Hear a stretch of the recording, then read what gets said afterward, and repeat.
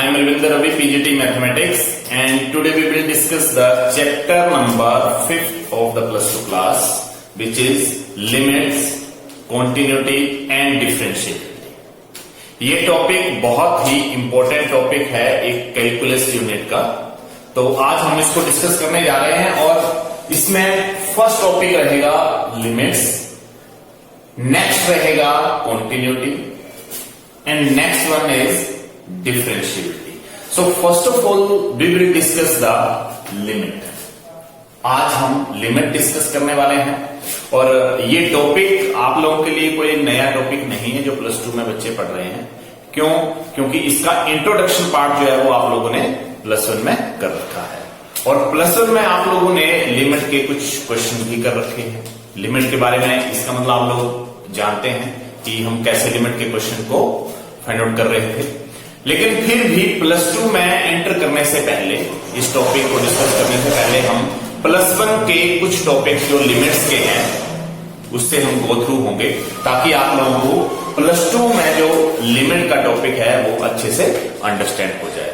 तो इसका introduction part जो हमने प्लस 1 में किया था उसको हम अभी डिस्कस करने वाले हैं. उसके हम डेफिनेशंस, कुछ क्वेश्चन रिगार्डिंग लिमिट लेंगे जिससे आप लोगों को सारी की सारी चीजें जो हमको रिकॉल हो जाएंगी और आप लोग प्लस 2 का लिमिट का टॉपिक जो वो अच्छे से कर पाएंगे. Now the definition of the limit in general, as x tends to a, f of x tends to l means x की किसी भी वैल्यू के लिए, मतलब x जो है वो a को यहां अप्रोच कर रहा है. x टेंड्स टू a का मतलब ये है कि x की वैल्यू जो है वो a को अप्रोच कर रही है.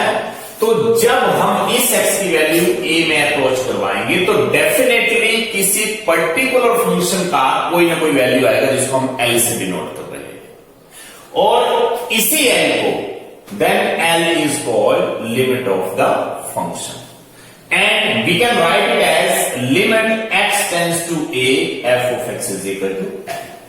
इस पूरी डेफिनेशन का मतलब ये है कि हमारे पास कोई पर्टिकुलर f of x एक फंक्शन गिवन है.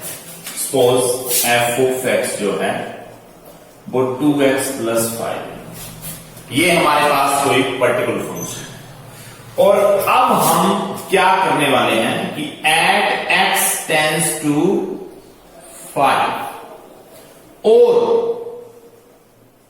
x इज इक्वल टू 5, मतलब x जो 5 को अप्रोच कर रहा है, इसका मतलब x की वैल्यू 5. अगर x की वैल्यू 5 है तो इस f of x की वैल्यू क्या होगी? इसका मतलब ये हो गया कि f of 5 अगर मैं पुट करता हूं तो मेरे पास जो रिजल्ट आता है वो आता है 2 into 5 plus 5. It means 2 into 5 10 plus 5 is equal to 15. इसका मतलब f of 5 is equal to 15.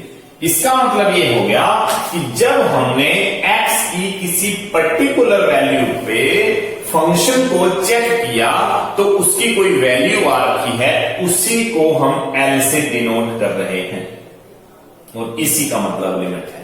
इसका मतलब ये है कि हमारा given function f of x जो है वो at x is equal to 5 पर 15 वैल्यू दे रहा है.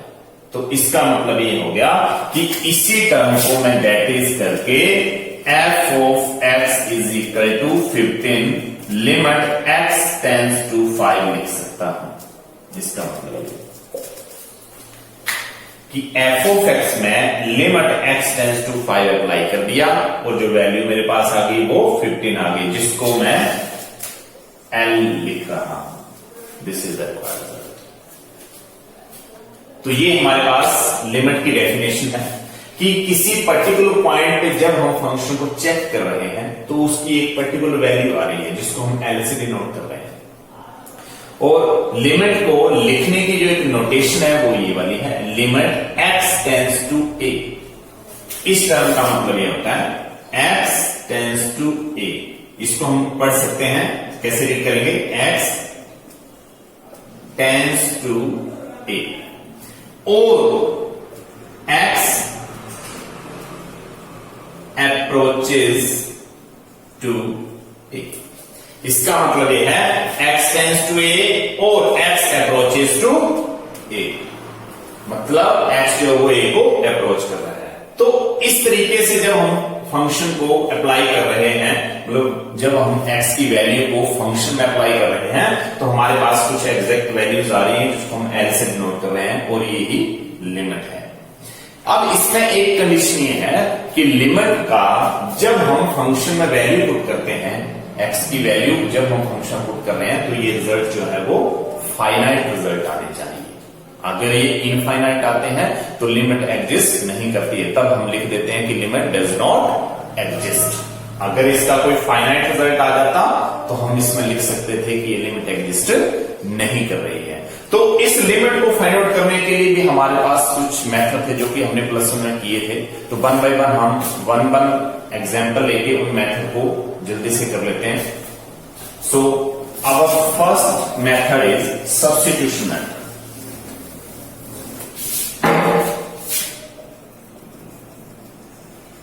मेथड। फर्स्ट मेथड था डायरेक्ट सब्स्टिट्यूशन।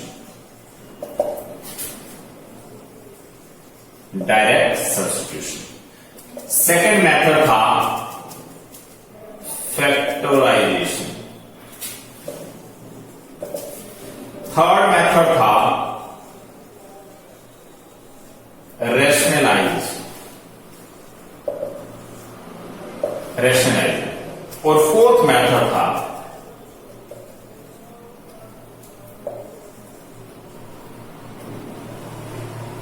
Neighbourhood point. ये हमारे पास कुछ मेथड थे जिससे हम लिमिट के क्वेश्चन को फाइंड आउट कर रहे थे। तो फर्स्ट मेथड था जैसे डायरेक्ट सब्स्टिट्यूशन। डायरेक्ट सब्स्टिट्यूशन में क्या होता है कि एक पर्टिकुलर फंक्शन हमारे पास होता है और उसमें हम डायरेक्टली वैल्यू पुट करते हैं। जैसे सपोज करो हमारे पास है limit x tends to 3 f of x, और ये हमारे पास है लिमिट x टेंड्स टू 3 और इस f of x की वैल्यू है 5x प्लस 3, ये वैल्यू। तो मैं इस क्वेश्चन को फाइंड आउट करने के लिए और कुछ नहीं करूंगा, मैं इसकी डायरेक्ट वैल्यू पुट कर दूंगा। इसका मतलब क्या हो गया कि लिमिट x टेंड्स टू 3, इसका मतलब x की वैल्यू जब मैं 3 में पुट कर रहा हूं, सॉरी फंक्शन पुट कर रहा हूं, तो मेरे पास रिजल्ट आया 5 into 3 plus 3। It means 5 into 3 15 plus 3 is equal to 18। इसका मतलब ये है कि limit x tends to 3 f of x की वैल्यू जो है वही आ चुकी है। ये हमारे पास डायरेक्ट सब्स्टिट्यूशन था कि मतलब फंक्शन मिलने के बाद हम लिमिट का पॉइंट डायरेक्टली उसमें पुट करेंगे और एक आंसर फाइंड आउट करेंगे जिसको हम एल से डिनोट कर रहे थे, जो कि डेफिनेशन में था हमारे पास। और इसी टर्म को हमने x टेंड्स टू 3 मतलब x टेंड्स टू a, मतलब a जो था वो यहां पे हमने 3 ले रखा था। फंक्शन f of x की वैल्यू जो थी वो 5x प्लस 3 थी। तो ये हमारा डायरेक्ट सब्स्टिट्यूशन का क्वेश्चन था जिसमें हमें कोई और पॉसिबिलिटी नहीं थी, तो हमने उसमें डायरेक्ट वैल्यू पुट की और आंसर फाइंड आउट कर लिया। Now next question is factorisation. अगर जरूरत पड़ती थी तो हम फैक्टराइजेशन मेथड इसमें अप्लाई करते थे जब हमारे पास क्वेश्चन कुछ इस तरीके का था कि गिवन, ये फैक्टराइजेशन का क्वेश्चन है, इस फैक्टराइजेशन का कि given f of x is equal to x square minus 4 upon x minus 2।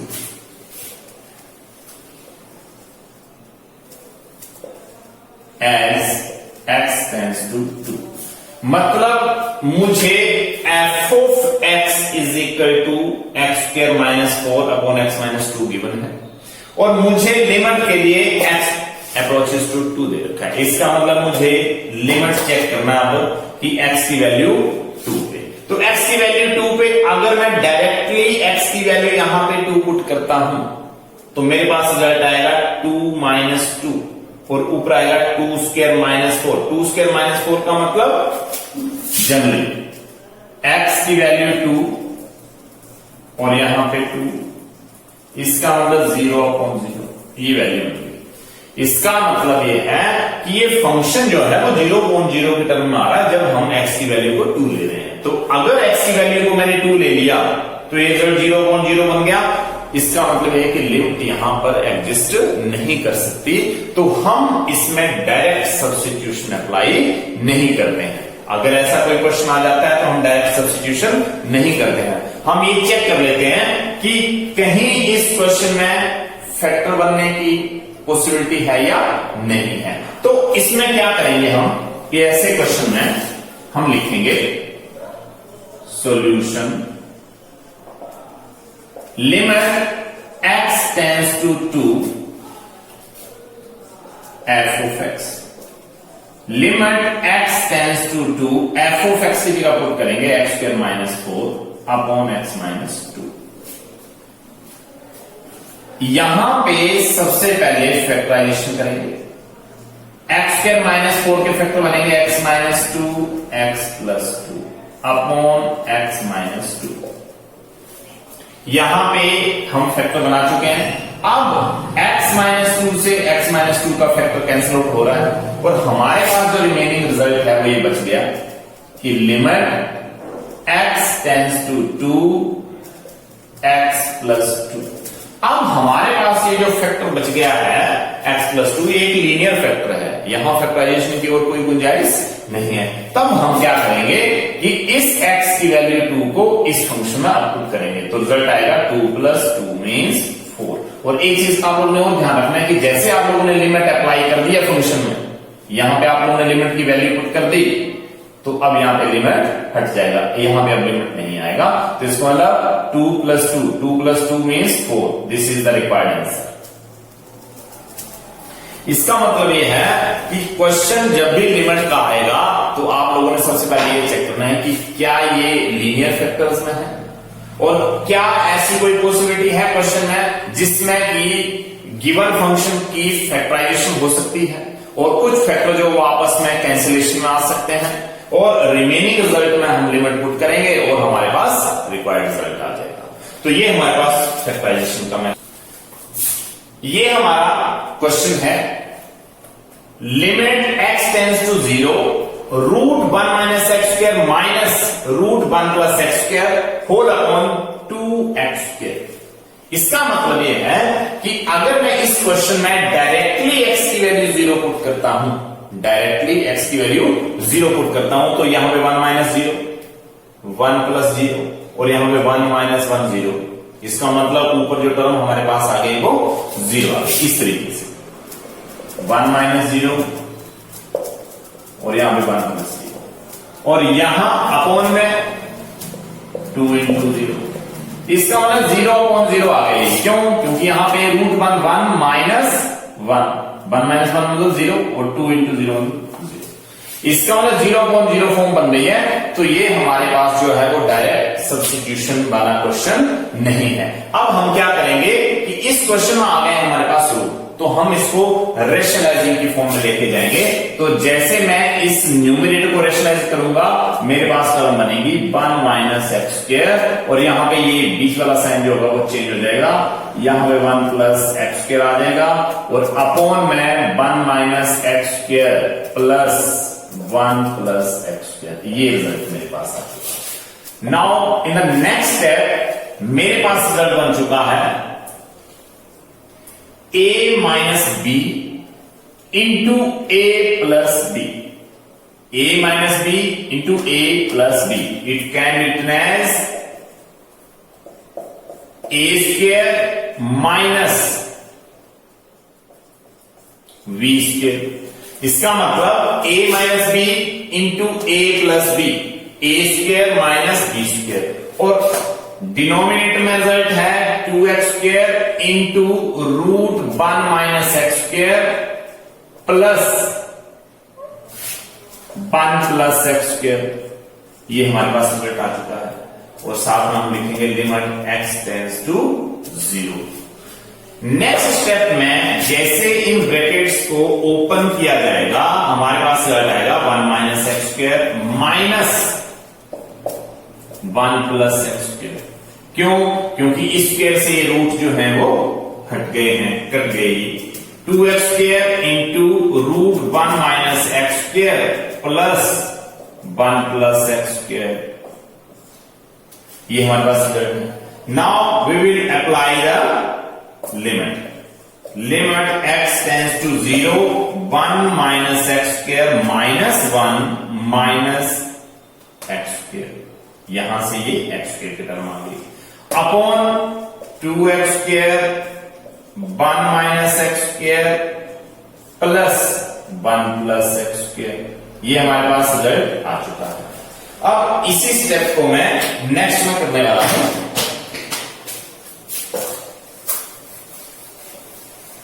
मैं इसे यहां करने वाला हूं।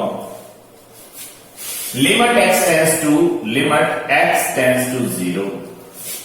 यहां से -1 प्लस 1 ये cancel, minus x² minus x² minus 2x² upon 2x² into 1 minus x² और 1 प्लस x²। यहां से minus x² minus x² minus 2x²। 2x² 1 minus x² root plus 1 plus x² root. यहां से 2 से 2 कैंसल, x² से x² cancel and -1 we have left with -1। Limit को हम apply करने वाले x के लिए 0 पुट करेंगे। 1 minus 0 and 1 plus 0। Now it is equal to √1 means 1 plus √1 1 means -1 upon 2 is the required answer.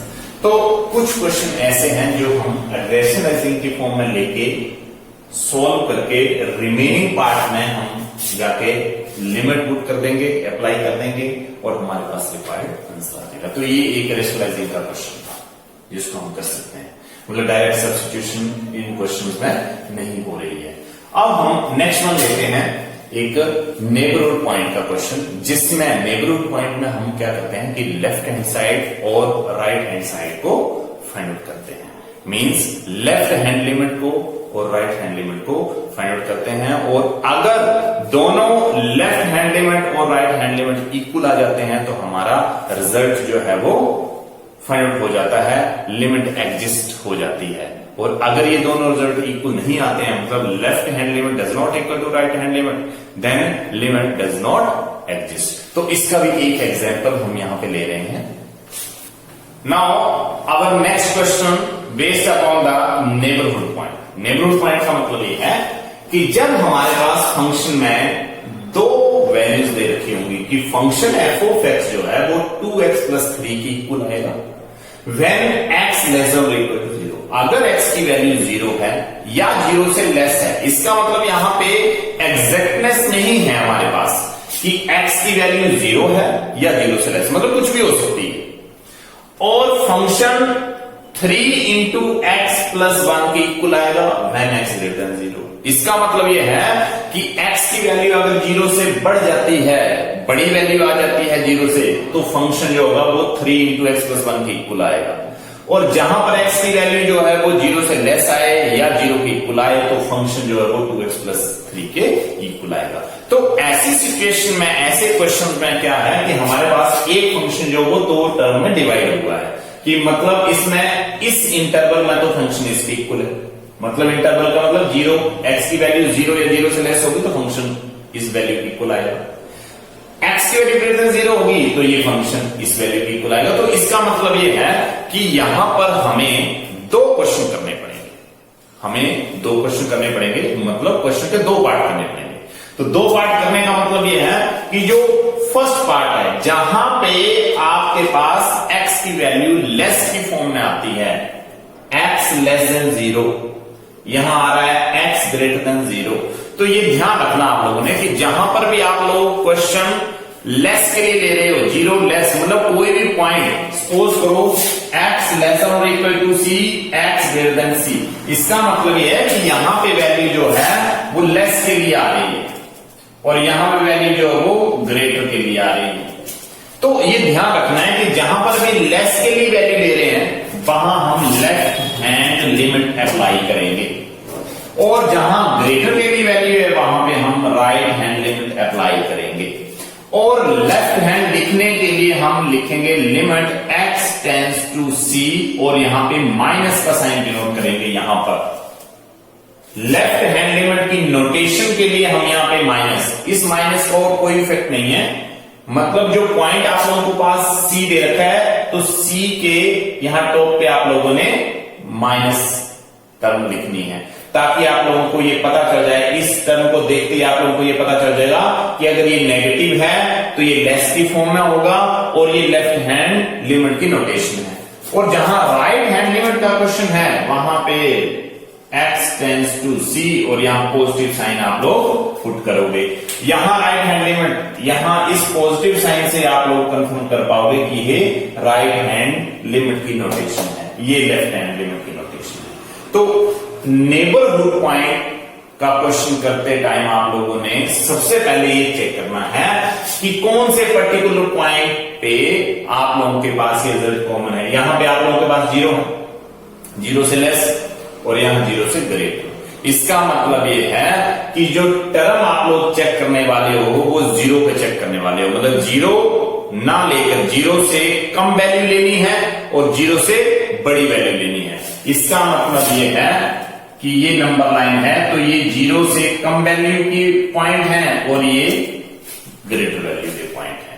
इसका मतलब ये 0 से इस side slightly less then and slightly greater then, मतलब 0 के पास जो नेबरहुड पॉइंट आएंगे। इसका मतलब एक और देखो, अगर मैं यहां 0 ले रहा हूं और यहां 1 और यहां 1, तो स्लाइटली लेस देन और ग्रेटर देन का मतलब ये नहीं है कि 0 के बाद डायरेक्टली आप लोग 1 पर चले जाओ। 0 के नेबरहुड पॉइंट जो होंगे वो यहां 0 के साथ होंगे, यहां 0 से slightly less then and 0 greater. इसका मतलब स्लाइटली ग्रेटर देन। इसका मतलब यह है कि 0.1, 0.2, 0.15 ये जो है वो इसके नेबरहुड पॉइंट है। डायरेक्टली आप लोग जंप नहीं करोगे कि 1 के 0 के बाद सीधा 1 आएगा, यहां पे इनफाइनाइटली पॉइंट है। और नेबरहुड पॉइंट का मतलब ये होता है कि अगर हम इसी 0 को नेबरहुड पॉइंट की टर्म में लेके चलते हैं तो 0 के साथ वाला पॉइंट आएगा नेबरहुड पॉइंट, और 0 से इस लेफ्ट साइड साथ वाला पॉइंट, जिसको हम ये लिख सकते हैं कि -0.1, -0.1। इसका मतलब +0.1। इसका मतलब ये होगा कि स्लाइटली लेस देन और स्लाइटली ग्रेटर देन, मतलब बिल्कुल नेग्लिजिबल स्मॉल वैल्यू। इसका मतलब ये है कि जब हम ये क्वेश्चन करने वाले हैं तो हम लिखेंगे left hand limit is equal to limit x tends to 0 और नेगेटिव साइन अप्लाई करेंगे। अभी मैंने समझाया आप लोगों को कि x less than left hand limit, x tends to c negative, यहां 0 पॉइंट है। मैं इसको क्योंकि 0 से चेक कर रहे हैं, 0 से हम छोटी वैल्यू लेने वाले हैं, 0 से हम बड़ी वैल्यू लेने वाले हैं, slightly less than slightly greater than. It means limit x tends to 0 negative f of x, और इसी वैल्यू को हम लिखने वाले हैं limit x tends to 0 negative f of x की वैल्यू 2x प्लस 3। x की वैल्यू यहां f of x value 2x plus 3 मैंने इस वजह से ली क्योंकि x लेस देन 0 यहां हो रहा है, और मैंने अभी भी आप लोगों को बोला कि जहां x लेस देन 0 होगा वहां पे लेफ्ट हैंड लिमिट वाला फंक्शन आएगा। तो यहां पे आप लोगों के पास 2x प्लस 3 जो वो लेस के लिए गिवन है, जबकि 3 इंटू एक्स प्लस 1 जो वो x ग्रेटर के लिए, तो ये राइट हैंड के लिए आएगा और ये लेफ्ट हैंड के लिए आएगा। तो लेफ्ट हैंड के लिए मैंने फंक्शन लिख लिया है। अब मुझे ये चेक करना है कि मैं यहां जितनी वैल्यूज x की पुट करूंगा वो 0 से छोटी होंगी, 0 नहीं होगी, वो 0 से छोटी होंगी। तो 0 से छोटी होने का मतलब क्या है कि या तो ये वैल्यू ऐसे हम ले सकते हैं कि put as x tends to 0 plus h, फिर माइनस h। इस वैल्यू को फाइंड आउट करने के लिए limit x tends to 0 negative 2x plus 3 को फाइंड आउट करने के लिए अब हम यहां पे नेबरहुड पॉइंट लेने वाले हैं। और नेबरहुड पॉइंट लेने का मतलब यह है कि as x is equal to x को मैं पुट करने वाला 0 minus h as h tends to 0। इसका मतलब ये हो गया कि मुझे जिस पॉइंट पे चेक करने के लिए दिया होगा, जैसे मैंने यहां पे x लेस देन और इक्वल टू c लिखा है, x लेस देन और इक्वल टू c, तो अगर मुझे इसको c पे चेक करना होगा तो मैं ऐसे करूंगा c माइनस h। अगर x लेस देन c है तो मैं यहां पे x की वैल्यू c माइनस h ले रहा हूं। मेरे पास क्वेश्चन में 0 दे रखा था तो मैंने यहां पे 0 माइनस h ले दिया। As h tends to 0, as h tends to 0, इसका मतलब ये हो गया ये जो h की वैल्यू 0 को अप्रोच कर रही है, इसका मतलब यहां पे h जो है वो 0 को ही अप्रोच कर रहा है। मतलब इस h की इतनी छोटी वैल्यू है कि वो 0 को ही अप्रोच कर रहा है। मतलब क्या है कि अगर मैं इसका एक एग्जांपल लेके चलूं तो x is equal to 0 minus h, इस h की वैल्यू ले रहा हूं मैं 0.00001। लो, मैंने इस h की एक ऐसी वैल्यू ले ली जो कि 0 को ही अप्रोच कर रही। क्यों? क्योंकि 0.00001 बहुत छोटी वैल्यू है और 0 को ही अप्रोच कर रही है। क्यों? क्योंकि इन जनरली हम जब भी वैल्यू डेसिमल के बाद लेते हैं तो 2 प्लेसेस या 3 प्लेसेस लेते हैं। ये तो 1 2 3 4 5 6 प्लेसेस हो गए आप लोगों के पास। तो अगर मैं 1 और 2 प्लेसेस की बात करूं तो ये 0 ही होगा। मतलब इस h की जो वैल्यू हमने लेनी है वो मैं अभी आप लोगों को ये बता के हटाऊं कि 0 के बाद जस्ट 1 या 0 से पहले जस्ट -1 नहीं है, इसके इन बिटवीन बहुत सारी इनफाइनाइट वैल्यूज हैं और हम इस h की वैल्यू वो वैल्यू ले रहे हैं जो कि 0 को ही अप्रोच कर रही है। तो ही मैंने यहां पे h टेंड्स टू 0 लिख दिया। तो अब हम क्या करेंगे कि जहां जहां x की वैल्यू है यहां पर वहां 0 माइनस h करेंगे और h टेंड्स टू 0 करेंगे। तो इसका मतलब ये जो लेफ्ट हैंड लिमिट है वो हमारे पास अब आ जाता है। Left hand limit is equal to limit h tends to 0। ये हमने h टेंड्स टू 0 इस वजह से लिख दिया। क्यों? क्योंकि यहां से हम x को रिप्लेस कर रहे हैं। x को रिप्लेस करने का मतलब 2 into 0 minus h plus 3, 2 into 0 minus h plus 3। x की जगह मैंने 0 माइनस h कर दिया। इसका मतलब फंक्शन h में कन्वर्ट हो गया। तो यहां पे अगर ये h में कन्वर्ट हो गया तो लिमिट भी h टेंड्स टू 0 आएगा, h टेंड्स टू 0 आएगा। अब यहां पे देखिए is equal to limit h tends to 0 यहां से माइनस 2h प्लस 3 और जैसे मैं h की वैल्यू 0 पुट करूंगा -2 इंटू 0 प्लस 3। इसका मतलब ये हो गया कि हमारे पास जो वैल्यू लेफ्ट हैंड लिमिट है वो सोल्व करने के बाद 3 वैल्यू काउंट हो रही है। यहां से जो वैल्यू मेरे पास आ रही है वो लेफ्ट हैंड लिमिट का 3 वैल्यू आ रहा है। तो इसका मतलब ये हो गया कि लेफ्ट हैंड लिमिट जो है वो 3 की इक्वल है, क्योंकि मैंने यहां पे h की वैल्यू 0 अप्लाई कर दी, लिमिट पुट कर दी मैंने। सिमिलरली मुझे अब करना है right hand limit, right hand limit. और राइट हैंड लिमिट करने के लिए मैं लिखूंगा लिमिट x टेंड्स टू 0 और यहां पॉजिटिव साइन अप्लाई करूंगा। और जैसे मैंने यहां पॉजिटिव साइन अप्लाई किया f ऑफ x और limit x tends to 0 positive f of x की वैल्यू मुझे 3x प्लस 1 लेनी है।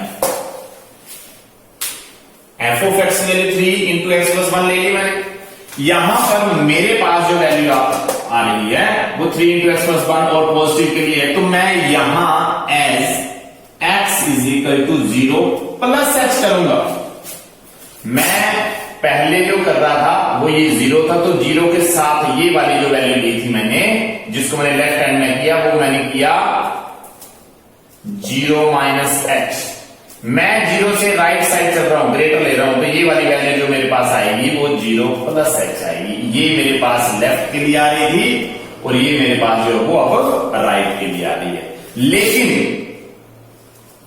h टेंड्स टू 0 मतलब ये जो h है वो 0 को ही अप्रोच कर रहा है। इसका मतलब ये है कि अब हमारे पास राइट हैंड लिमिट का जो रिजल्ट है वो limit h tends to 0 positive और यहां पर 3 और x की जगह पुट करेंगे 0 प्लस h प्लस 1। तो यहां पे मेरे पास result h tends to 0 positive और यहां 0 प्लस h मतलब h 3 इंटू h 3 इंटू 1। तो जैसे मैं h की वैल्यू 0 अप्लाई करूंगा ये वैल्यू 0 बन जाएगी, 0 प्लस 3 मतलब ये वैल्यू 3 आ चुकी मेरे पास। इसका मतलब ये है कि एट लास्ट जब हम इस चीज को चेक कर रहे हैं तो लेफ्ट हैंड साइड की वैल्यू 3 लेफ्ट हैंड लिमिट की और राइट हैंड लिमिट की वैल्यू भी 3 आ रही है। ये दोनों ही वैल्यू 3 आ रही है मेरे पास। और अगर ये दोनों ही वैल्यू 3 आ रही हैं, ये दोनों ही वैल्यू अगर 3 आ रही है तो इसका मतलब ये है कि हमारे पास f of x in the left limit and f of x in the right limit ये सेम आ रहे हैं। इसका मतलब left hand limit is equal to right hand limit. Last time मेरे पास एक रिजल्ट आ रहा है left hand limit is equal to right hand limit. Left hand limit is equal to right hand limit. It means limit x tends to 0 negative 2x plus 3 is equal to limit x tends to 0 positive 3 into x plus 1। ये equal है तो मैं इसको लिख सकता हूं limit x tends to 0 f of x। इसका मतलब क्या है कि लेफ्ट और राइट करने पर दोनों ही रिजल्ट सेम आ रहे हैं। इसका मतलब है कि limit x tends to 0 f of x मैं अब यहां पे लिख सकता हूं एग्जिस्ट। मतलब मैं लिमिट को एग्जिस्ट मान सकता हूं क्योंकि दोनों लिमिट मेरे पास इक्वल आ चुकी है। तो ये हमारे पास जब 0 नेगेटिव और 0 पॉजिटिव लेफ्ट और राइट इक्वल आ जाते हैं तो यहां साइन लगाने की जरूरत नहीं पड़ती। फिर जनरली हम x टेंड्स टू 0 को देते हैं, फिर हम लेफ्ट राइट करने की जरूरत नहीं। क्यों? क्योंकि जितना पोर्शन लेफ्ट का है उतना ही राइट का आ रहा है। इसका मतलब दोनों की सेम वैल्यू आ रही है तो जस्ट हम लिखेंगे x tends to 0। There is no need to put here positive और negative sign f of x exist. मतलब दोनों वैल्यू अगर सेम आती हैं तो ये लिमिट एग्जिस्ट है और दोनों वैल्यू सेम नहीं आती हैं तो डज नॉट एग्जिस्ट।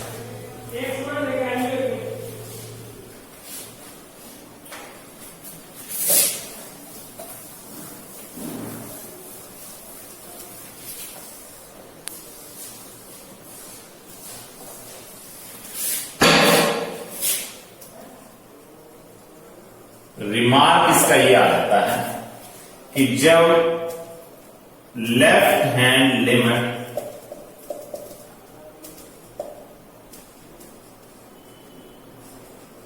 इक्वल आ जाता है तो हम लिखते हैं limit x tends to 0 f of x। This is the required result.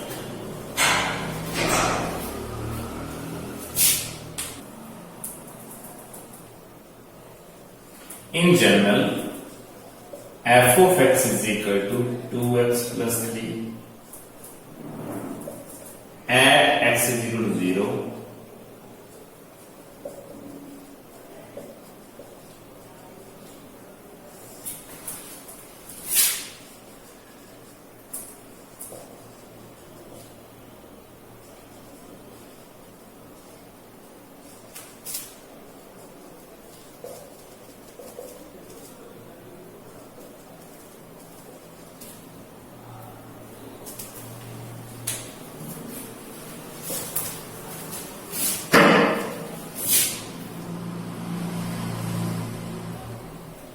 Therefore, f of 0 is equal to 3।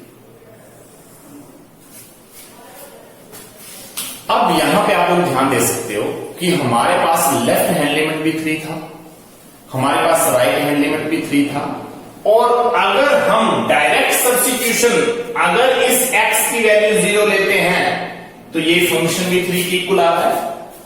अगर हम इस x की वैल्यू 0 लेते हैं तो ये फंक्शन भी 3 आ रहा है। इन जनरल हम कह सकते हैं कि f of 0 is equal to 3। तो इसका मतलब यह है कि जो रिजल्ट हमने यहां पे ये लिखा है, इसके लिए हम एक और चीज लिख सकते हैं कि f ऑफ 0, f ऑफ 0। इसका मतलब ये है कि जनरल रिजल्ट में अगर हम देखा जाए तो हम ये लिख सकते हैं कि f ऑफ c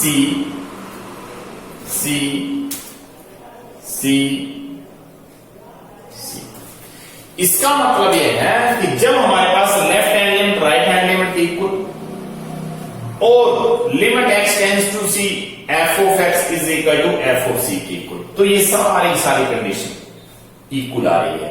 और इन जनरल जब हम चेक कर रहे थे तो हम स्टार्टिंग में हमने लिखा था कि जब हम डायरेक्ट मेथड कर रहे थे तो ये L की इक्वल ही आ रहा था, f ऑफ c जो था वो L की इक्वल ही आ रहा था in general. Limit x tends to c is equal to f of x is equal to L। इसका मतलब क्या था कि जब हम इस x में c पुट कर रहे थे तो ये L का रिजल्ट दे रहा था, तो ये L ही चीज है। इसका मतलब रिमार्क हमारे पास एट लास्ट क्या आ गया है कि जब हमारे पास लेफ्ट और राइट नहीं है तब तो हमारे पास ये क्वेश्चन आता है। जब हम नेबरहुड पॉइंट नहीं कर रहे थे तो हमारे पास ये रिजल्ट आ रहा था, लेकिन जब हम नेबरहुड पॉइंट का क्वेश्चन कर रहे हैं तो इसका मतलब क्या है कि हम पहले लेफ्ट और राइट को चेक कर रहे हैं, वो इक्वल आ रहे हैं और वो फंक्शन भी इक्वल आ रहा है और वो f ऑफ c के इक्वल और जिसको हम L के इक्वल मान रहे हैं। तो ये कुछ बेसिक कॉन्सेप्ट थे जो कि आप लोगों ने प्लस 1 में भी शायद किए होंगे, तो कोई ऐसी प्रॉब्लम नहीं है, आप लिमिट का टॉपिक अब अच्छे से समझ सकते हो। तो इससे नेक्स्ट टॉपिक जो हमारा है वो रहेगा कॉन्टिन्यूटी का, और कॉन्टिन्यूटी में एक बहुत इंपॉर्टेंट रोल है इस लिमिट का, क्योंकि लिमिट के बिना कॉन्टिन्यूटी के क्वेश्चन हम नहीं कर सकते। तो लिमिट वहां पे जो अप्लाई करते हैं वो same as it is limit है, तो with the help of limit we can solve the question of continuity. तो नेक्स्ट टॉपिक हमारा रहेगा कॉन्टिन्यूटी का। Now the next topic is continuity, and first of all we will discuss the definition of the continuity.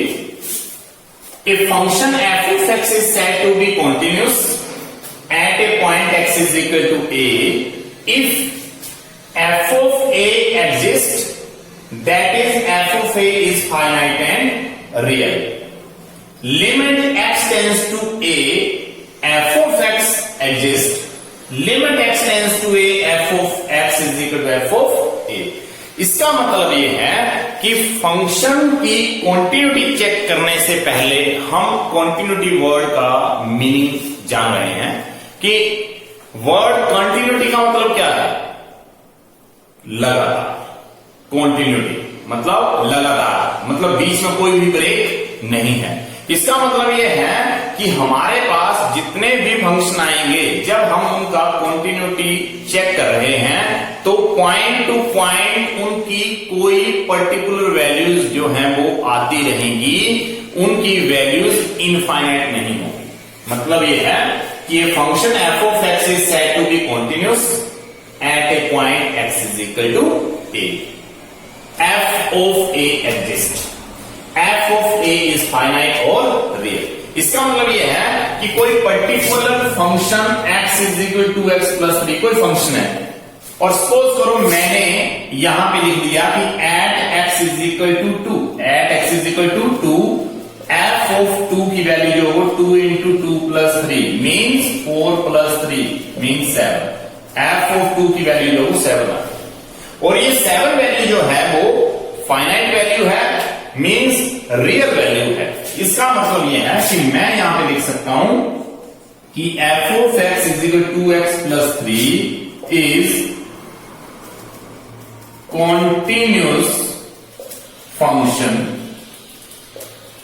Eight x is equal to 2। इसका मतलब क्या हो गया कि ये function f of x is equal to 2x plus 3 जो एक continuous function है, और कॉन्टिन्यूअस फंक्शन क्यों है, f ऑफ x जो है वो एग्जिस्ट कर रहा है, f ऑफ x जो एग्जिस्ट कर रहा है। एग्जिस्ट करने का मतलब क्या है, इसकी वैल्यू जो फाइनाइट और रियल आनी चाहिए, जो कि आपकी है। f ऑफ x वैल्यू 7 है, रियल वैल्यू है, इसको ये एग्जिस्ट करने वाली वैल्यू है। इसको f ऑफ x जो 2x प्लस 3 जो वो एक कंटीन्यूअस फंक्शन बन गया at x is equal to at x is equal to a। इसका मतलब क्या है कि f of x is said to be continuous at point x is equal to a if f of a exists। अगर f of a जो वो exist करता है मतलब रियल वैल्यू आ गई, तो ये फंक्शन कॉन्टिन्यूस होगा दैट पॉइंट पे। दैट पॉइंट मतलब x is equal to a means x is equal to 2 पे ये पॉइंट, 2 पॉइंट पे ये वैल्यू क्या है, एग्जिस्ट कर रही है। इसका मतलब ये फर्स्ट पार्ट का मीनिंग आप लोगों को सेटिंग से पता चल गया होगा कि जब भी हम फंक्शन में कोई पर्टिकुलर वैल्यू पुट करते हैं और वो एग्जिस्ट करती है, एग्जिस्ट करने का मतलब ये है कि वो वैल्यू इनफाइनाइट नहीं बनती, वो वैल्यू फाइनाइट होती है, रियल वैल्यू होती है। तो इसका मतलब वो f of x जो है वो एग्जिस्ट कर जाता है। दूसरा पॉइंट ये है कि limit x tends to a f of x exist. जैसे ही फंक्शन में लिमिट अप्लाई कर दी, जैसे ही फंक्शन में लिमिट अप्लाई कर दी, तो इसके लिए हम एक एग्जांपल लेने वाले हैं। For example limit x tends to 3 f of x और लिमिट x टेंड्स टू 3 और इस f of x की वैल्यू है 5x प्लस 4। इसका मतलब क्या हो गया कि 5 इंटू 3 प्लस 4, क्योंकि x 3 को अप्रोच कर रहा है तो 5 इंटू 3 प्लस 4, इसका मतलब क्या 15 प्लस 4, इसका मतलब 19। इसका मतलब क्या हो गया कि जैसे हमने फंक्शन में लिमिट अप्लाई कर दिया, लिमिट अप्लाई करने का मतलब क्या है कि लिमिट का भी कोई पर्टिकुलर पॉइंट होगा, जो कि हमने इस पॉइंट इस क्वेश्चन में थर्ड ले रखा है, 3 लिया, x की वैल्यू 3 ले रखी मैंने। तो जैसे जैसे मैंने यहाँ पे लिमिट अप्लाई की है, मेरे पास जो वैल्यू जो वो एक रियल वैल्यू आ रही है, एग्जिस्ट कर रही है। इसका f of x जो एग्जिस्ट कर रहा है। इसका मतलब क्या है कि function f of x with the limit x tends to a exist. इसका मतलब ये हो गया कि limit x tends to 3 f of x exist. ये आंसर है इसका। Now third one is limit x tends to a f of x is equal to f of a। इसका मतलब ये है कि अभी हमने लास्ट क्वेश्चन किया था जिसमें हमने नेबरहुड पॉइंट फाइंड आउट किया, जिसमें हमने left hand limit find out किया और right hand limit find out किया, और हमने वहां पे एक ऑब्जर्वेशन देखी कि जितना लेफ्ट हैंड की वैल्यू आ रही थी उतनी ही राइट हैंड साइड की वैल्यू आ रही है, राइट हैंड लिमिट की वैल्यू आ रही है। तो इसका मतलब left hand limit is equal to right hand limit.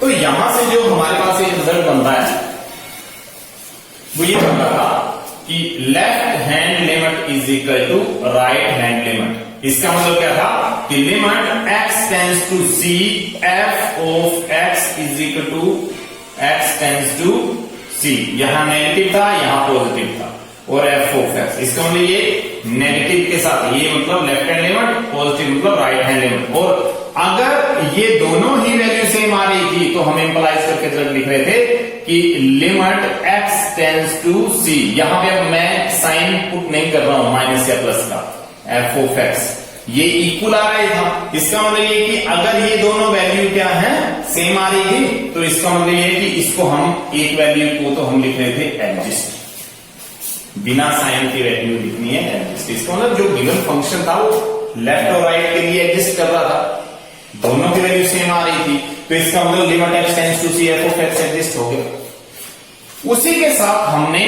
Particular point check करने के लिए f of c फंक्शन को c पुट कर दिया था फंक्शन में हमने, तो भी डायरेक्ट वैल्यू हमारे पास जो वैल्यू कुछ आ रही थी वो उतनी वैल्यू आ रही थी जितनी लेफ्ट हैंड लिमिट और इसकी आ रही थी। सपोज करो इसकी वैल्यू मेरे पास 10 है, इसकी वैल्यू भी 10 है, तो इसका मतलब ये है कि limit x tends c f of x, इसकी वैल्यू भी कितनी थी 10। तो डायरेक्टली जब मैं c पुट कर रहा था तो भी इसकी वैल्यू कितनी आ रही है मेरे पास 10। तो इसका मतलब ये हो गया कि when left hand limit is equal to right hand limit then we will consider it as limit x tends to c f of x exist।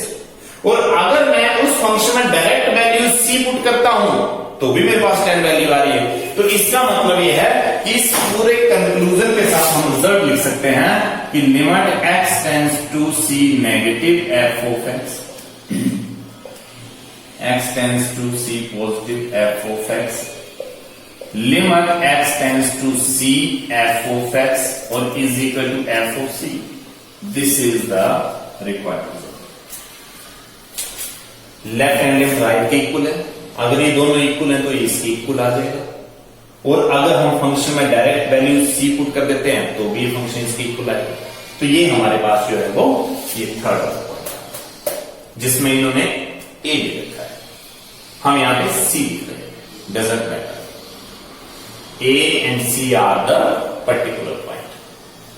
तो इस तरीके से ये कॉन्टिन्यूटी की डेफिनेशन जो आप लोगों को क्लियर होगी कि मतलब विद द हेल्प ऑफ हम इन सारे क्वेश्चंस को करेंगे। मतलब लिमिट का कितना बड़ा रोल है कॉन्टिन्यूटी में, कि कॉन्टिन्यूटी के क्वेश्चन करने के लिए हम लिमिट का यूज करेंगे।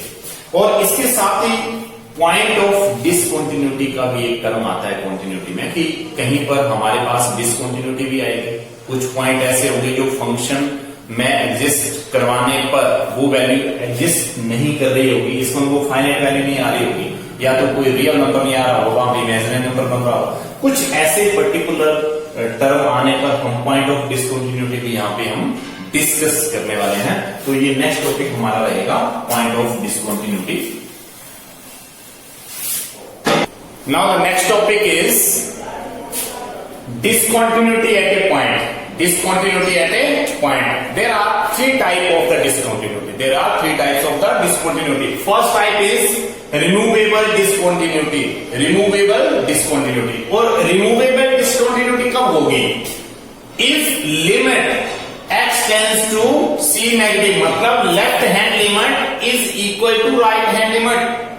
किसी क्वेश्चन में लेफ्ट हैंड लिमिट और राइट हैंड लिमिट तो इक्वल आ रहे हैं, लेकिन वो एफ ऑफ सी जहां डायरेक्ट सब्स्टिट्यूशन कर रहे थे वो इक्वल नहीं है। मतलब फंक्शन का लेफ्ट हैंड लिमिट और ये राइट हैंड लिमिट ये इक्वल है। मान लो इसकी वैल्यू भी 10 है और इसकी वैल्यू भी 10, लेकिन एफ ऑफ सी पुट करने पर ये वैल्यू 15 आ रही। इसका मतलब क्या हो गया कि इसकी वैल्यू सपोज करो मैंने 10 ले ली, इसकी वैल्यू भी मैंने 10 ले ली, लेकिन इसकी वैल्यू 15 आ रही। तो हमारे पास वैल्यू होगी वो रिमूवेबल डिसकंटिन्यूटी आ जाएगा। मतलब जहां पे लेफ्ट और राइट लिमिट इक्वल है, लेकिन वो डायरेक्ट सब्स्टिट्यूशन पे जो हम पॉइंट फाइंड आउट कर रहे हैं उसके इक्वल नहीं है, उसको हम बोलेंगे removable discontinuity. Next one is discontinuity of the first kind. First kind का जो डिसकंटिन्यूटी है वो कैसे फाइंड करेंगे कि जब हमारे पास left hand limit and right hand limit, left hand limit and right hand limit जो है वो एग्जिस्ट कर रहे हैं। एग्जिस्ट करने का मतलब इसकी भी कोई पर्टिकुलर वैल्यू आ रही है और इसकी भी कोई पर्टिकुलर वैल्यू आ रही है। इसका मतलब क्या हो गया, सपोज करो इसकी वैल्यू आ रही है 7, इसकी वैल्यू 10 आ रही है। इस पॉइंट के लिए इसकी वैल्यू आ रही है 7, इसकी वैल्यू आ रही है 10। तो इसका मतलब ये भी एग्जिस्ट वैल्यू है, ये भी एग्जिस्ट वैल्यू है, दोनों ही रियल वैल्यू एग्जिस्ट कर रही हैं, लेकिन दोनों ही आपस में इक्वल नहीं है। ये दोनों ही वैल्यू आपस में इक्वल नहीं है, मतलब दोनों फाइनाइट वैल्यू तो हैं, एग्जिस्ट कर रही है, लेकिन ये आपस में इक्वल नहीं है। आपस में इक्वल ना होने पर ये वैल्यू जो है वो डिसकंटिन्यूटी ऑफ फर्स्ट काइंड में कन्वर्ट हो जाएगी। इसका मतलब ये है कि point of discontinuity of the first kind. Now last one is discontinuity of second kind. Discontinuity of second kind, इसमें क्या हो रहा है कि both left hand limit and right hand limit are does not exist. इसका मतलब क्या है कि ना तो लेफ्ट हैंड एग्जिस्ट कर रहा है ना तो राइट हैंड एग्जिस्ट कर रहा है। इसका मतलब ये हो गया कि हो सकता है कि फर्स्ट जो है, फर्स्ट वैल्यू जो है वो भी एग्जिस्ट नहीं कर रही है, और सेकंड वैल्यू जो राइट हैंड साइड वाली है, राइट हैंड लिमिट जो है वो भी एग्जिस्ट नहीं कर रहा है। तो इस लास्ट वाले केस में now discontinuity of the second kind, इसमें फर्स्ट वैल्यू मतलब left hand limit and second value मतलब राइट हैंड लिमिट, ये दोनों ही वैल्यू जो है वो एग्जिस्ट नहीं कर रही हैं। अगर ये दोनों ही वैल्यू एग्जिस्ट नहीं करेंगी, दोनों ही वैल्यू फाइनाइट नहीं होंगी, मतलब इनफाइनाइट की टर्म में आ जाएंगी, एग्जिस्ट नहीं करेंगी, कोई इनकी रियल वैल्यू नहीं आएगी, तो हम इसको point of discontinuity of the second kind बोल सकते हैं। तो इस टाइप से ये 3 टाइप्स ऑफ डिसकंटिन्यूटी हैं। फर्स्ट जो है वो रिमूवेबल, जिसमें लेफ्ट और राइट लिमिट इक्वल है लेकिन वो फंक्शन एफ ऑफ सी की इक्वल नहीं है। डिसकंटिन्यूटी ऑफ फर्स्ट काइंड का मतलब है कि लिमिट लेफ्ट हैंड लिमिट और राइट हैंड लिमिट एग्जिस्ट तो कर रही है लेकिन आपस में इक्वल नहीं है। और थर्ड में सेकंड काइंड ऑफ डिसकंटिन्यूटी में क्या हो रहा है कि दोनों ही लेफ्ट हैंड लिमिट और राइट हैंड लिमिट जो है वो एग्जिस्ट नहीं कर रही है। तो ये पॉइंट ऑफ डिसकंटिन्यूटी है। तो वीडियो में आप लोगों ने लिमिट, इंट्रोडक्शन ऑफ लिमिट कर लिया, लिमिट के मेथड्स आप लोगों ने कर लिए कि how to find the limit for the various type of the questions and how to apply the limit, and continuity आप लोगों ने सीख लिया, डेफिनेशन ऑफ द कॉन्टिन्यूटी आपने सीख लिया, पॉइंट ऑफ डिसकंटिन्यूटी आप लोगों ने सीख लिया है। और इसके रिलेटेड कुछ क्वेश्चन जो हम डिस्कस करेंगे वो हम नेक्स्ट वीडियो में, नेक्स्ट लेक्चर में डिस्कस करेंगे